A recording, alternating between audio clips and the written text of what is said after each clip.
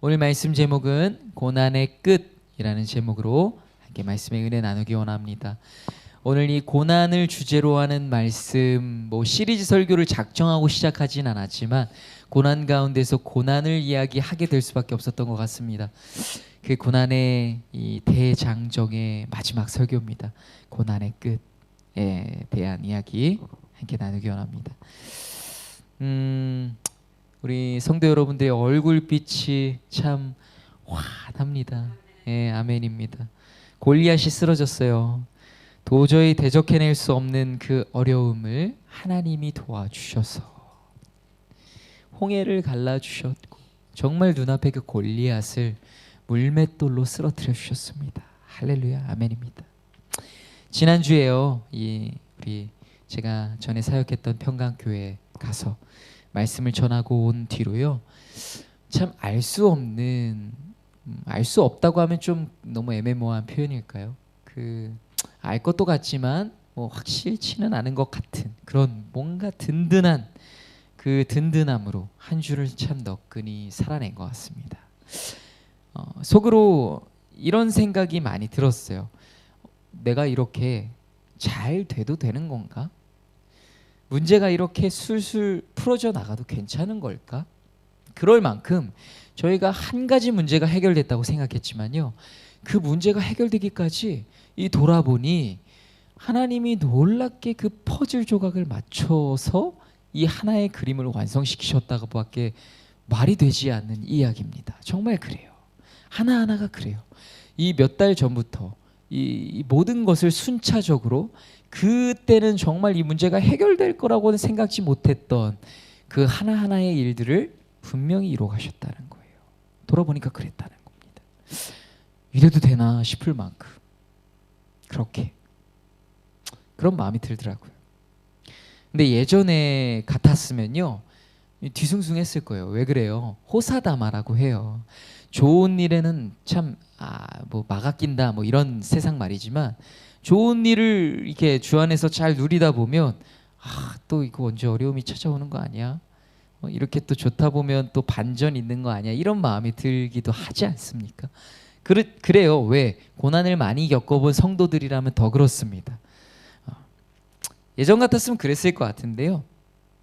그런데 이 사순절 저의 이 생각과 묵상이요, 거기서 더 나아가는 것 같습니다. 이제 제가 묵상하는 것은요, 바로 고난의 끝입니다. 고난의 끝. 여러분, 고난은 끝이 납니까? 나요. 납니다. 그런데 또 어느 한편으로는 고난은 또 끝나지 않기도 해요. 왜요? 성도에게는 늘 고난이 있기 때문입니다. 그런데 고난은 끝이 난다는 거예요. 저는 이 말씀을 함께 나누면서요, 이 말씀의 깨달음이 정말 우리 성도들에게 있었으면 좋겠어요. 고난은 언제 끝이 나는가?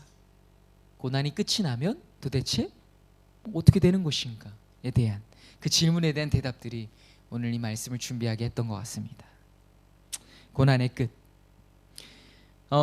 그리고 그 모든 고난의 시작과 끝을 연결짓는 단 하나의 단어가 있다면 그것은 바로 은혜입니다. 뭐라고요? 은혜. 고난과 은혜는요, 뗄 수 없어요. 고난은 은혜로 시작하고 은혜로 끝나야 하는 것입니다. 여러분, 고난의 끝이 있습니다. 고난의 삶이 끝나긴 합니까? 끝이 나긴 합니다. 끝이 나요. 여러분, 우리는 그 고난의 끝에 관한 이야기를 이 욥의 이야기를 통해서 알게 됩니다. 알게 돼요. 욥은요, 사람으로서는 도저히 감당하기 힘든 고난을 겪었어요. 욥만큼 고통 당해 보셨습니까? 아니에요. 이건 정말 자신 있게 얘기했어요. 욥만큼 고통당한 사람이 얼마나 있을까요? 아마 없을 겁니다. 그리고 그 욥의 고난이 어떻게 됐습니까? 마침내 끝이 났다는 거예요. 끝이 났어요. 고난 가운데 있는 성도들이요, 이 욥기를 많이 묵상하는 이유가 뭐겠어요? 먼저는 그 고난을 이해하고 해석하기 위해 이 욥기를 묵상합니다. 그리고요, 마침내 욥의 고난이 끝이 났기 때문이죠.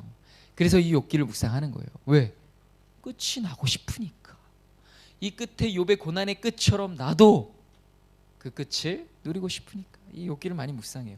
저도 참 어렸을 때 이 욥기를 많이 묵상했어요. 진짜 참 잘 이해되지도 않은 그 이 시편과 같은 이 시 구절과 같은 구절들이 참 많잖아요. 그렇지만 그 안에서 이 고난을 묵상하게 된다는 것입니다. 이 욥의 이야기가 그래서 우리에게 위로가 됩니다. 제가 자주 말씀드렸어요. 성도에게는 당연히 고난이 있다고요. 당연히 있어요. 모든 사람들의 고난이 다 똑같진 않겠지만 다 고난이 있어요. 근데 공통점이 하나 있다면 모든 고난의 시작과 끝이 분명히 있다는 거예요. 고난의 시작 그리고 고난을 인고하는 그 과정 당연히 중요해요. 근데 그 고난이 끝나는 것이 중요해요. 끝나는 것도 굉장히 중요하다는 거예요. 언제 끝이 날까요? 오늘 함께 나눠보고자 하는 메시지는요, 바로 그 고난의 끝에 관한 이야기예요. 고난은 언제 끝이 나는가 하는 이야기입니다. 이 장황했던 고난을 주제로 한 설교, 이것이 마침내 오늘의 이야기로 끝을 맺을 것입니다. 사랑하는 사랑을 이루는 교회 성도 여러분들, 더 이상 고난에 지지 마십시오. 방황하지 마시기 바랍니다. 이 고난의 끝에서 여러분이 본 것은 무엇입니까? 바로 그 깨달음의 은혜가 오늘 이 시간 더욱 넘쳐나기를 주님의 이름으로 축원합니다. 아멘. 여러분, 욥의 고난을 보면요, 참 가슴이 답답해져요. 왜 그럴까요? 이 욥은 당대의 의인이라고 칭함받던 사람이었어요. 그 말인즉슨 욥이 그가 잘못해서 고난을 받은 게 아니라는 겁니다. 의인이었던 이 사람도 이 어마어마한 고난을 받았다는 이야기가 성도들에게는 참 답답하게 보여질 수가 있어요. 두려울 수 있단 말이에요. 그렇지 않습니까? 고난받고 싶어하는 사람이 어디 있겠어요. 그런데 당대의 의인이라 칭함받았던 이 사람마저도 고난을 이렇게 극심하게 받은 것이 참 두렵기도 하고 가슴이 답답해지는 이야기인 거예요. 여러분, 지금까지 한국교회는요, 의인이 당하는 고난에 대해서 참 무지했습니다. 잘 가르쳐주지 못했어요. 왜 그럴까요? 왜냐하면 그들의 고난을 충분히 이해하지 못했기 때문이에요. 목회자들이 또는 성도들이. 이 목회자들조차도 욥의 새 친구들 같지 않았습니까?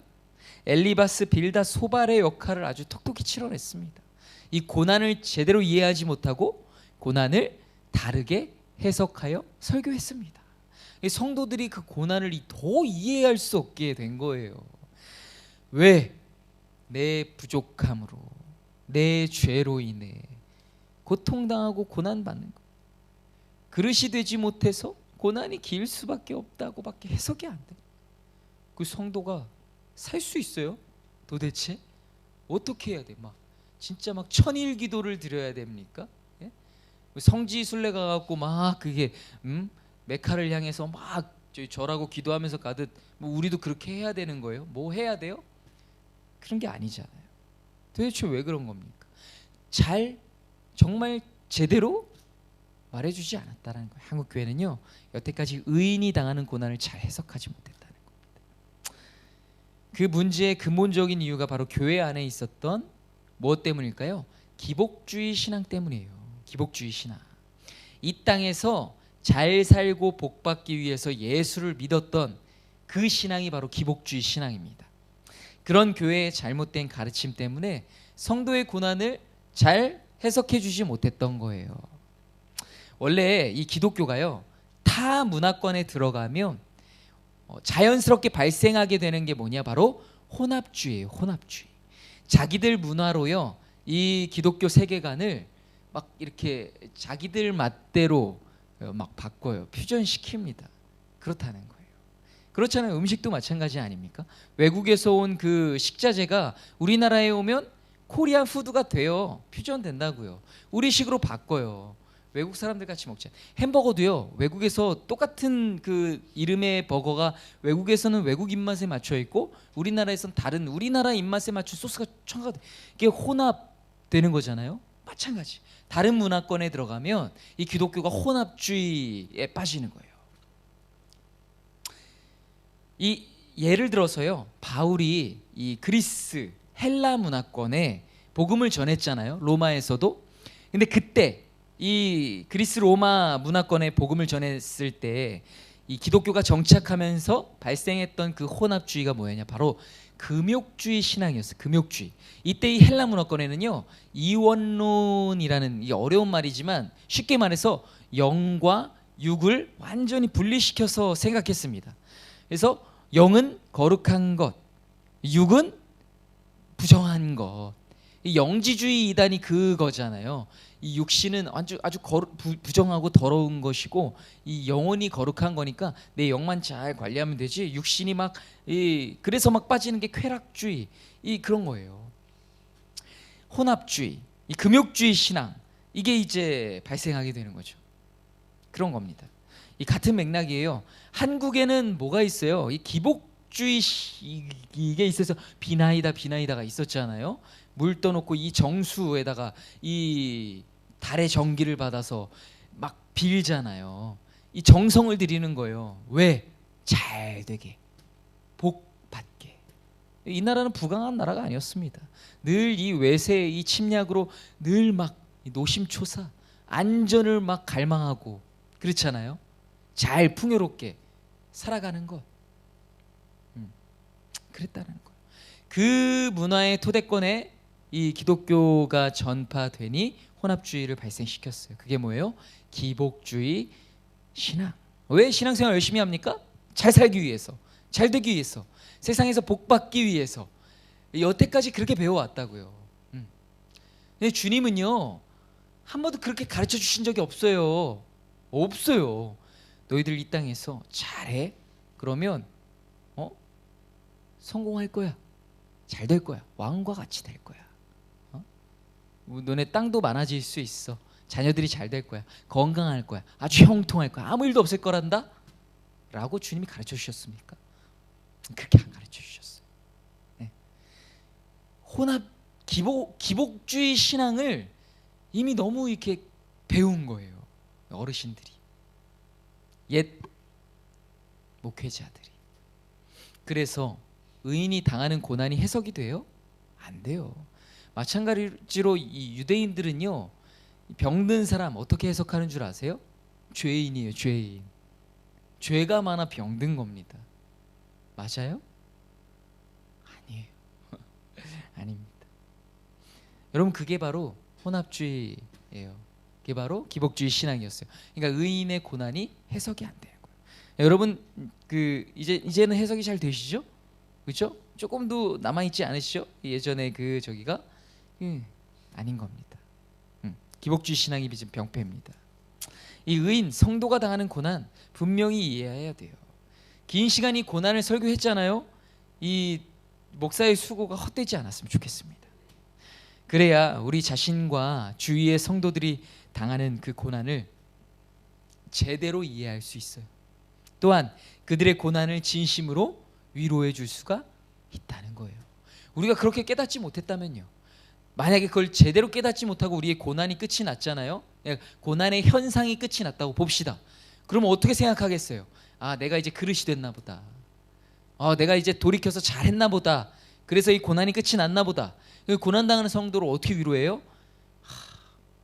누구 집사님, 새벽 기도를 더 열심히 해봐. 어떻게 헌금 얼마나 드리고 있어? 다달이 매출이 얼만데 근데 그거밖에 안 드리는 거야? 더 드려봐. 할 수밖에 없는 거야. 더 열심히 해봐. 큐티 더 열심히 하고. 뭐 열심히 해야 되는 건 맞지만 잘못 해석한 거죠. 그렇게밖에 위로가 안 되는 거예요. 예, 위로가 안 돼요. 그러나 우리는 그 고난을 제대로 깨닫고 그렇게 진심으로 고난당한 성도들을 위로할 수 있다는 사실을 기억하시기 바랍니다. 욥이 당한 고난은요, 욥의 죄로 인한 고난이 분명 아니었어요. 그 증거를 욥기에서 찾아볼 수 있습니다. 하나님께서 욥에 대해서요 3번씩이나 자랑하면서 말씀하세요. 먼저 욥기 1장 1절입니다. 함께 읽어볼까요? 시작. 우스 땅에 욥이라 불리는 사람이 있었는데 그 사람은 온전하고 정직하여 하나님을 경외하며 악에서 떠난 자더라. 아멘. 두 번째로 욥기 1장 8절입니다. 여호와께서 사탄에게 이르시되 내가 내 종 욥에 주의하여 보았느냐. 그와 같이 온전하고 정직하여 하나님을 경외하며 악에서 떠난 자는 세상에 없느니라. 마지막으로 욥기 2장 3절입니다. 여호와께서 사탄에게 이르시되 내가 내 종 욥을 주의하여 보았느냐. 그와 같이 온전하고 정직하여 하나님을 경외하며 악에서 떠난 자가 세상에 없느니라. 아멘. 하나님께서 한 번도 아니고 3번씩이나 욥에 대해서 자랑하세요. 3이라는 숫자는 완전수예요. 하나님께서 욥의 완전함에 대해 친히 말씀으로 증거해 주신 겁니다. 욥의 고난은 죄와는 정말 무관하다는, 욥은 결백하다는 그 말씀을 하나님이 이미 초장에 깔아두고 계신 거예요. 말씀에 오해하지 말라고. 그렇게 욥은, 그렇게 의인이었던 욥은 의인이었지만 고난당했습니다. 욥은요, 자신이 당한 그 고난을요, 처음에는 의인이기 때문에 받아들였습니다. 멋있어요. 주신 분도 하나님, 거두신 분도 하나님. 하나님을 원망하지 말라고 그 부인이 자신을 막 원망하고 저주할 때에도 그가 그렇게 내비치잖아요. 그러나 곧 어떻게 됩니까? 그 친구들이 와서 그를 위로한답시고 하는데 그게 위로입니까? 그렇지가 않다는 거예요. 욥이 어떻게 돼요? 점점 그렇게 자신의 고난에 대해서 항변하는 모습을 보입니다. 그렇게. 근데 이 친구들이 찾아와서 욥을 위로한답시고 하는데 어떻게 해요? 욥을 나무라고 정죄하기 시작해요. 욥기 4장 7절에서 9절 말씀입니다. 제가 읽어드릴게요. 생각하여 보라. 죄 없이 망한 자가 누구인가? 정직한 자의 끊어짐이 어디 있는가? 내가 보건대 악을 밭갈고 독을 뿌리는 자는 그대로 거두나니 다 하나님의 입 가운데 멸망하고 그의 콧김에 사라지느니라. 욥기 8장 3절 4절 말씀입니다. 하나님이 어찌 정의를 굳게 하시겠으며 전능하신 이가 어찌 공의를 굳게 하시겠는가? 내 자녀들이 주께 죄를 지었으므로 주께서 그들을 그 죄에 버려두셨나니. 여러분, 자녀들이 그렇게 다 죽어나갔는데 친구가 가서 한답시고 죄 때문에 죽은 거야, 그래서 죄에 하나님이 내버려 두신 거다 하면 가만두고 봅니까? 그 친구를? 욥기 11장 4절 말씀입니다. 내 말에 의하면 내 돈은 정결하고 나는 주께서 보시기에 깨끗하다 하는구나. 네가 하는 말이 너는 정결하고 깨끗하다고 계속하는 것 같아. 비아냥이죠. 네. 여러분, 이들의 말을 가만히 보면 틀린 말이 아닌 것 같아 보이지만, 그러나 하나님께서 나중에 이 친구들을 어떻게 하세요? 어떻게 하십니까? 책망하십니다. 책망하세요. 지혜로워 보이지만 지혜롭지 못했다는 거예요. 이들이야말로 마치 하나님에 대해서 다 알고 있는 것처럼 욥을 정죄했습니다. 그런데 아직 이러한 욥의 친구들 같은 성도들 그리고 목회자들이 교회 안에 분명히 존재한다는 거예요. 이런 이야기를 들은 적이 있어요. 어떤 교수님이요, 미국에서 정신병원에 선교 사역을 하셨던 때였어요. 그때 이 10년 동안 한마디도 하지 않으셨던, 실어증으로 한마디도 하지 않으셨던 할머니가 계셨어요. 입을 도무지 열지 않으시니까 치료가 안 되는 거예요. 그래서 이 10년간 계속해서 그 병원에서 계셨던 분이에요. 그런데 어느 날 다른 때와 마찬가지로 이 선교팀들이 그룹을 나눠서 환자들과 서로 예배하고 있을 때 함께 어메이징 그레이스 찬양, 나 같은 죄인 살리신 찬양을 부르는데 갑자기 어디선가 짐승같이 울부짖는 소리가 나기 시작했다는 겁니다. 할머니의 소리였어요. 돌연 말문이 트이신 거예요. 10년 만에 말을 하려고 하니까 목소리가 잘 나오지 않았던 것이었습니다. 그러면서 이 할머니가 조금 그 말씀을 이어가시기 시작하셨어요. 들어보니까 사연이 이런 거예요. 할머니께서 방금 그 부르시던 그 찬양은요, 10년 전에 자신의 남편 장례식장에서 들었던 찬양이라. 근데 그때 할머니가 다녔던 그 교회가 어떤 교회였냐면요, 이 은사주의 교회였어요. 그래서 24시간 이 할머니에게 성도들을 붙인 거예요. 그래서 슬퍼하면 안 된다고 계속해서 기뻐하라고, 슬퍼하지 말라고 계속 24시간이나 성도를 붙여가지고 이 할머니를 막 그렇게 억지로 강제로 슬픔 가운데 빠져 있지 않도록, 이 슬픈 일이 아니라고 막, 천국에 가셨는데 왜 슬퍼하냐고 한 거죠. 계속해서 할머니 올가맨 겁니다. 마음은 슬퍼 죽겠는데 슬퍼할 수가 없으니까 답답해서 마음에 병이 온 겁니다. 50년을 함께 살아온 사람과 헤어지게 된 게 얼마나 슬펐었겠습니까? 할머니는 그 일이 있고 나서 말문을 닫은 거예요. 그리고 이 선교팀의 사역이 있은 후 한 달 만에 할머니는 퇴원하셨어요. 이제는 말을 하실 수 있었기 때문에 치료가 가능하셨던 겁니다. 여러분, 시편 기자들을 한번 보세요. 얼마나 그 마음을 솔직하게 토로하고 있습니까? 칼빈은 이렇게 얘기합니다. 시편은 마치 인간의 영혼을 해부해 놓은 것 같다라고 칼빈이 얘기했어요. 그만큼 인간이라는 존재를 아주 적나라하게 보여주고 있는 성경이 바로 시편 말씀이에요. 그렇지 않습니까? 이해할 수 없는 고난 가운데 이 욥의 절규는요, 당연한 거였어요. 당연한 겁니다. 욥의 항의는 인간적으로서 너무나 자연스러웠던 겁니다. 만약에 그러한 고난 가운데 욥이 아무 불평 불만 없이 하나님을 믿고 신뢰하는 것을 하나님께서 보기 원하셨던 것이었다면 하나님께서 욥에게 후에 갑절의 축복을 주셨겠습니까? 그렇지가 않다는 것입니다. 오히려 책망하고 벌을 주셨겠죠. 왜 너 끝까지 원망하지 않고 버텨내지 않았니? 왜 너 끝까지 주신 분도 하나님, 거두신 분도 하나님, 왜 그 고백을 끝까지 해내지 못했니? 하지 않으셨겠습니까? 그러나 그러지 않으셨다라는 거예요. 말씀드렸죠? 많이 말씀드렸어요. 이 고대사회 또 율법에서 피해를 입힌 사람이 피해를 받은 사람에게 갑절로 보상해야 합니다. 그리고 하나님께서 후에 욥에게 갑절의 축복을 주셨음으로 인해서 우리는 알죠. 하나님께서 욥에게 피해를 주셨다라는 그런 의미. 그렇게 욥에게 보상을 해주셨다는 거예요. 우리가 다 이해할 수 없는 하나님의 그 고난의 계획이었다라는 것입니다. 우리 고난도 그래요.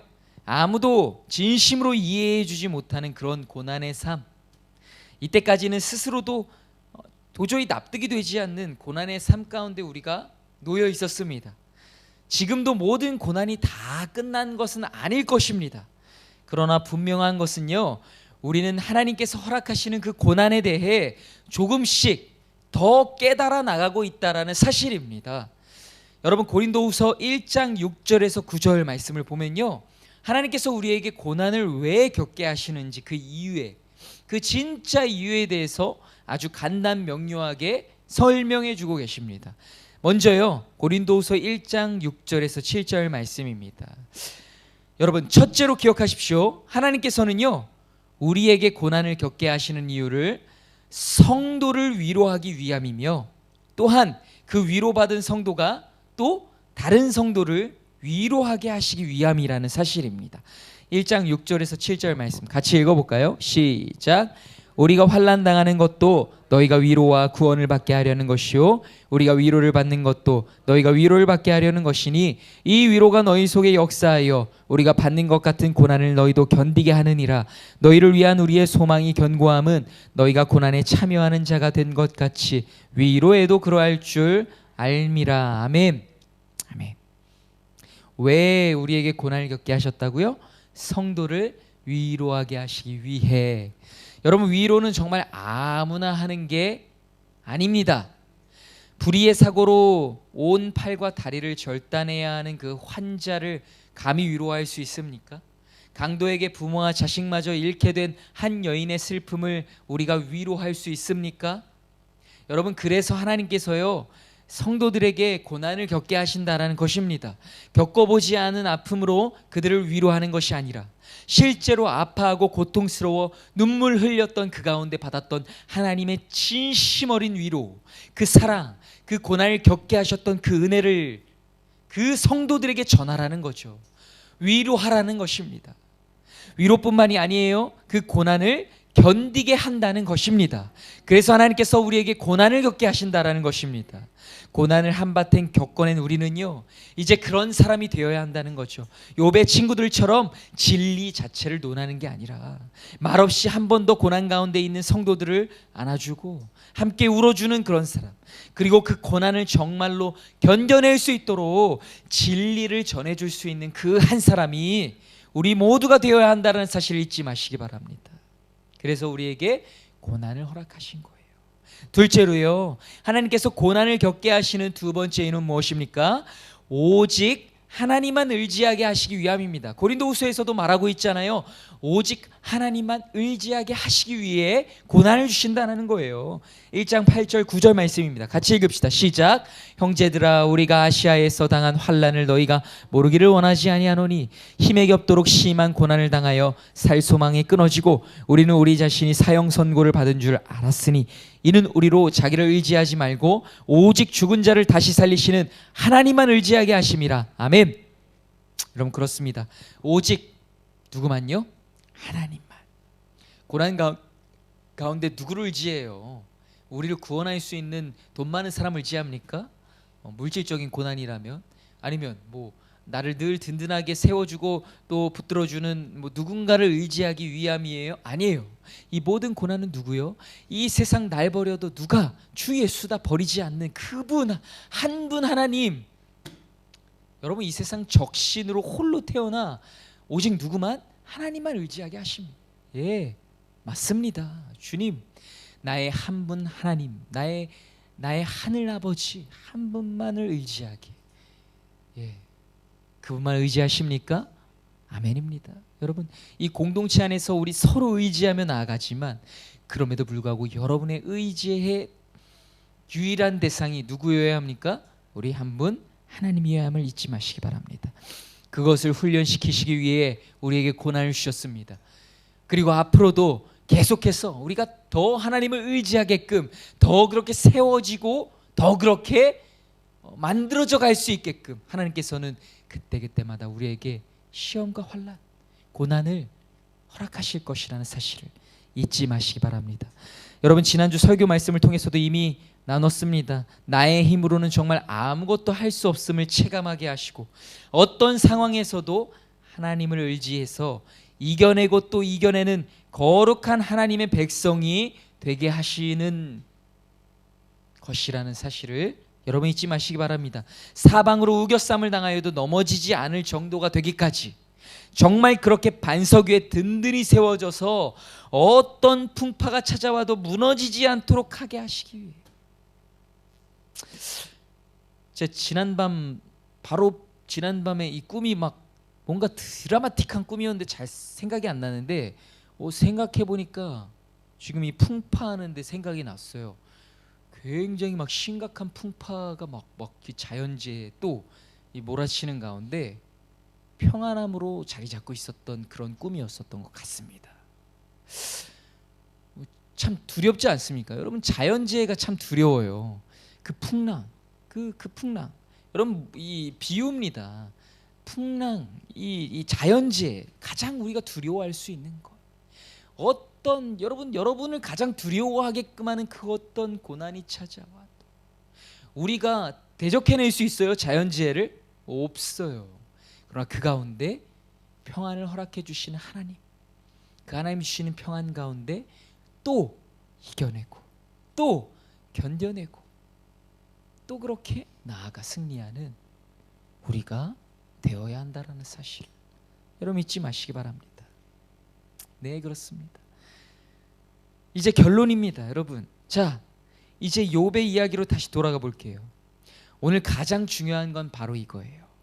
그렇게 이해할 수 없는 고난과 고난 가운데서 욥이 절망했어요. 자신이 태어난 것조차 그는 저주했다는 거예요. 차라리 나지 않았으면 더 좋았을 것이라고 그가 생각했다는 겁니다. 그 가운데 믿음을 볼 수 있어요? 예? 없어요. 다 무너져 내려버린 것만 같다고요. 신앙이 있는 것 같지가 않아요.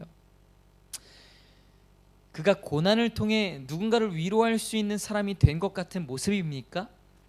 고난을 통해 그가 하나님만을 의지할 수 있는 사람으로 만들어진 것 같습니까? 그게 아니에요. 아니잖아요. 결단코 아니라는 거예요. 그러나 그때 욥에게 누가 찾아와요? 하나님이 찾아오세요.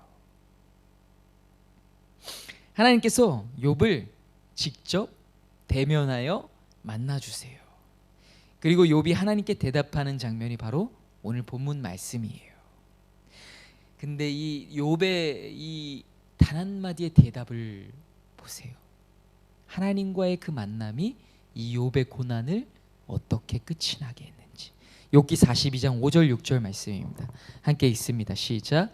내가 주께 대하여 귀로 듣기만 하였사오나 이제는 눈으로 주를 배움나이다. 그러므로 내가 스스로 거두어드리고 티끌과 제 가운데에서 회개하나이다. 여러분 참 기가 막히지 않습니까? 바로 전까지 자신의 이 생애를 저주했던, 하나님을 원망했던, 도대체 내가 무슨 잘못을 했길래 나에게 이런 고난을 주십니까? 마치 우리의 모습이었잖아요. 근데 그의 고난이 어떻게 끝이 나요? 하나님을 만남으로. 하나님을 만남으로 인해서 욥의 고난은 비로소 끝이 났다는 거예요. 그게 바로 고난의 끝이라는 겁니다. 여러분 그가 이 티끌과 재 가운데서 회개하며 나아가잖아요. 다시 돌아선다는 거예요. 여러분 욥은 하나님을 만났기 때문에 그렇게 할 수 있는 것입니다. 보세요. 욥이 잃었던 게 다시 우리가 생각하기엔 그래요. 고난의 끝 뭐가 고난의 끝이에요? 내가 지금 겪고 있는 문제가 해결되는 거. 그렇지 않습니까? 그게 고난의 끝이라고요. 나를 너무 힘들게 했던 사람이 사라지는 거. 돈 문제가 해결되는 거. 예. 아팠던 부분이 안 아파지는 거. 내 기준에서의 고난의 끝은 그거라고요. 욥을 보세요. 무엇이 고난의 끝입니까? 하나님을 만나는 거. 그게 고난의 끝이라는 거예요. 왜요? 아무것도 해결된 게 없어요. 죽었던 아이들이 살아 돌아왔습니까? 자신을 저주했던 그 아내가, 하나님까지 저주했던 그 아내가, 조롱되고 비아냥거렸던 그 아내가 돌아와서 같이 회개하고 하나님 다시 영광 돌리고 그랬어요? 아무것도 바뀐 게 없어요. 현상은, 환경은, 주어진 고난은 끝나지 않았다고요. 근데 욥이 어때요? 티끌과 재 가운데 회개하며 다만 하나님을 만난 것뿐인데 그의 고난이 끝이 났다는 거예요. 할렐루야. 여러분 우린 여기서 정말 그 놀라운 진리를 발견해야 합니다. 이게 뭐예요? 바로 은혜입니다. 뭐라고요? 은혜. 여러분 우리 교회 안에서 은혜라는 단어를 예전만큼 많이 얘기하지 않고 있는 것 같은 느낌을 많이 받았어요. 예전엔 뭘 위해 살았습니까? 은혜 받기 위해 살았어요. 은혜 받기. 은혜가 정말 전부라고 알았잖아요. 그렇지 않습니까? 예배 시간에 은혜 받기 위해서, 찬양하면서 은혜 받기 위해서, 기도하면서 은혜 받기 위해서, 은혜를 주십시오. 은혜로 살아야 합니다. 은혜뿐입니다. 왜? 은혜로 그 고난을 시작해야 하고, 은혜로 그 고난을 견디고 인내해야 하며, 은혜로 그 고난의 끝을 맞아야 하니까. 그 은혜라고요. 하나님을 만나면 고난은 마침내 끝이 납니다. 그것이 바로 하나님의 은혜라는 사실입니다. 여러분 하나님을 만났을 때 욥은 그때가 기회였을 수 있어요. 왜 나를 이렇게 고통스럽게 하셨습니까? 그 억울함을 토로할 수 있었던 결정적인 순간이었는데 욥이 그랬습니까? 아니요, 그럴 필요가 없었어요. 그럴 필요가 없어진 거예요. 하나님을 만나는 순간, 그 영화로운 하늘의 신비를 대하는 그 순간, 그 은혜가 그 영혼에 가득 스며져 들어오는 그 순간, 지난날의 고통스러웠던 기억은 싸그리 없어진, 그게 은혜라는 거예요. 그 은혜가 주어지면 우리는 고난 가운데 흔들리지 않습니다. 그 은혜가 주어지면, 그렇게 하나님을 마주 대하면 우리는 고난 가운데 두려워 떨지 않는다는 것입니다.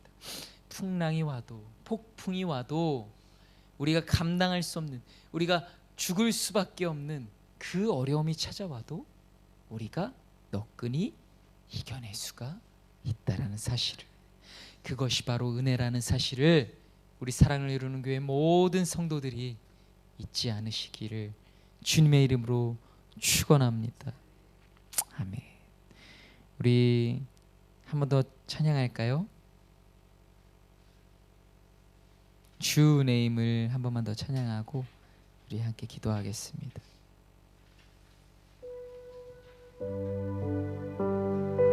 정말이에요. 이 세상의 소망 다 사라져도요, 주님의 사랑이 끝이 나지 않는 것이 중요한 것입니다. 그래서 살아가는 모든 순간이 주님의 은혜라고 고백할 수밖에 없습니다. 여러분, 그 은혜를 묵상하고 살아가십시오. 그 은혜를 묵상하는 이 사순절 되시기를 주님의 이름으로 축원합니다. 여러분, 은혜가 사라지면 우리 살 수 없어요. 은혜가 옅어지고 은혜가 흐려지면 여러분 감당할 수 없습니다. 이 마지막 시대에 우리가 두 눈을 부릅뜨고 이 은혜를 쫓아가야 돼요.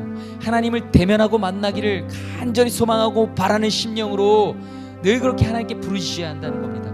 말씀이신 예수 그리스도와 함께 동행하며 가까이하며 그렇게 늘 기도하는 삶으로 여러분이 은혜의 삶을 살아가시길 주님의 이름으로 축원합니다.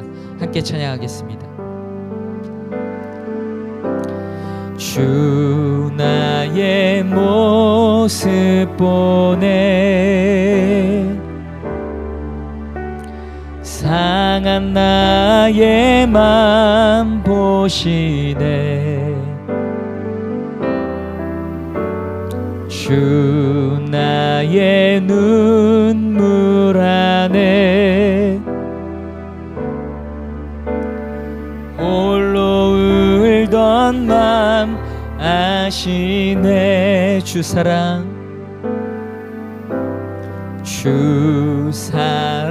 내게 있네. 그 사랑이 날 채우네. 주 은혜 내게 있네. 그 은혜로 날 세우네. 세상 소망